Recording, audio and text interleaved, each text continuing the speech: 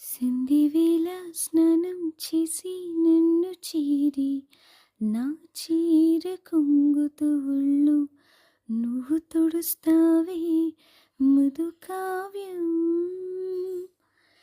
తుంగమల్లె ప్రియా ప్రియా సడి లేక వెనకాల నుండి నన్ను హత్తుకుంటావే మధు కావ్యం.